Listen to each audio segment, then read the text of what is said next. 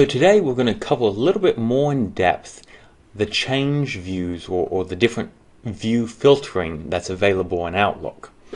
As I'm sure you already understand by now, this calendar is a combination of all the old areas past calendars, such as the production calendar, the stage management rehearsal calendar, the TP Gantt chart, and the costume shop calendar, and all of those combined into one. So essentially, if you had printed off those old calendars on transparencies and stacked them up on top of each other, that is what you're looking at when you just look at the PTTP calendar, which, especially if you looked at that with no color formatting, would just be gobs and gobs of data that doesn't make much sense and would be a pain in the ass to actually filter through to see what you want to see.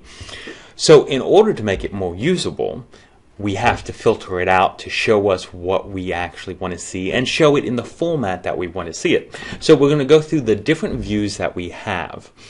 To access any view, you go up to the top ribbon under Change View. You'll see the location that it is under Home. It's also under the tab called View over here in the corner, and then occasionally you might see me access it under a custom ribbon I built where it has views as well. No matter where I go for it, Change View is Change View, and you'll show the same thing. When you click it, it'll show all of the publicly published views, as well as any custom views you may have set up on your local computer. Note that is a local setting for your computer, and I can't say for sure whether or not that would translate from one computer at work to your computer at home. We actually haven't tested that out yet. But what you see here, and if it looks different for you as you're following along, that's okay. This thing will change quite frequently as people use it and as we discover which views we like best and as we publish more views. But the top of it pretty much will stay the same. And what we have there is the first one we have is the production view, which is all of the information that's published in the production manager's domain. Now, that information is the information where 3 or more departments are coming together, or it's information that needs to be posted because it's relative to 3 or more areas. Essentially, it's stuff like the first day of rehearsal, any announcements of due dates, announcements of when we have outside designers coming in to visit, of course, texts and dresses and performances, as well as the days off. Just to keep everybody aware of that fundamental information. That's actually what we're looking at on the screen right now, so you can see it's not that much information, but just by looking over it you can kind of get a good idea of what's going on production-wise for the program. The next view, 02, is the rehearsal view. So we take that first view that we have of the production and then we add on top of it everything that's in the stage management area. So what we'll mostly be seeing here is the rehearsal schedule as well as any of those announcements that's relative to the different areas. And of course, this is best seen in the week mode. If we go up and click on the month, we start getting too many different occasions on one day for it to be really useful. Then 03 is the technical view. So once again, very similar to the rehearsal view, this is the fundamental production area with all of the stuff that's in the technical area. And once again, it's best if it's seen in the week view. Now, one thing that's great when you're looking at something in the week view is if you go up and then click scheduled view, you can actually see it linearly. So this is kind of the equivalent to the old TP Gantt chart in which you're actually looking at things based on the time they take up during the course of the day. And then there's the costume view. There's the acting view, which is the MFA acting class schedule. And then there's the public relations. Each one of these are basic versions of what we just covered, as well as the search. The search view is quite a robust view that you can do a lot of things in. We're not going to go too far in detail of what this is actually capable of. We'll cover that in a more advanced video. But just as a general overview, the search view shows everything in this table format of all the appointments. Now, once again, this is kind of a crazy amount of information, but it allows you to do something really great. It allows me to start grouping things based on the different columns we have, as well as add or remove the columns that we have up here. Alright, so let's say I want to find the opening date and times for every production throughout the entire semester. So now I could go ahead and just order everything based on the subject and go down to the O's and find opening and see that information.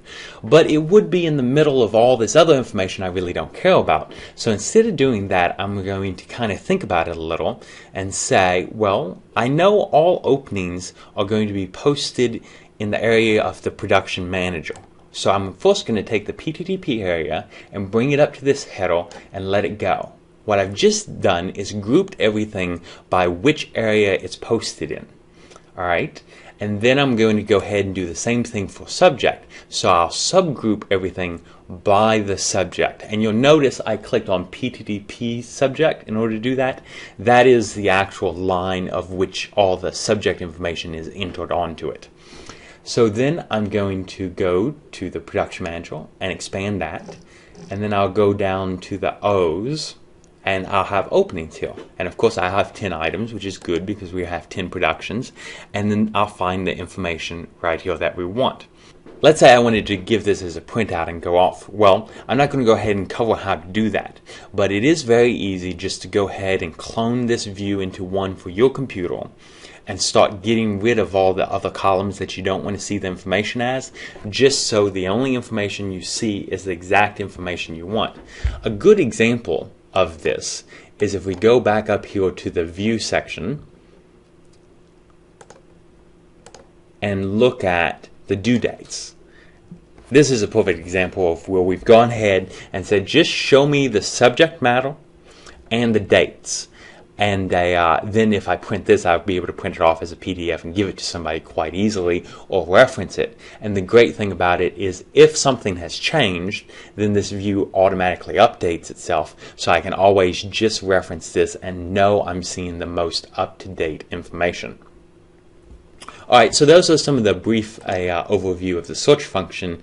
There is this other function which probably won't get used that much called the Gantt chart. It shows everything linearly, which for people who like to see something or like to see things in a way to schedule other information, it can be helpful. However, there's no color coding involved, so it's pretty intensive to be able to read. But it is available. When you look at it in the week view, you can really see what we're talking about. You can see the kind of overall flow of what's going on, but it's probably more information than any normal person would ever want to see. Then you'll notice these additional views for every sub-department. So we notice up here that the first 8 views are numbered 1 through 8. Those numbers then correspond with the publishing location of the rest of the view for that area. So example, 01 is a view based on the production manager's information. When we come down here to 11, 12, 13, 14, and so on, that information is relative to the production's view. Same thing with 03 is the technical, so when I get down here to the 30s, 31, 32, 33, 34 are all published for everyone, and that is all technical information. Anything above 35 is going to be reserved for individuals using that area. So if Eileen sets up a custom view on her computer, she'll start naming it starting at 35 and continue on up, so that all of the views most relative to her are then grouped together. The 70s are in the search area, and these allow us to see things based on whatever search function is present. So 71 is looking for everything that's taking place in the Thompson Theater.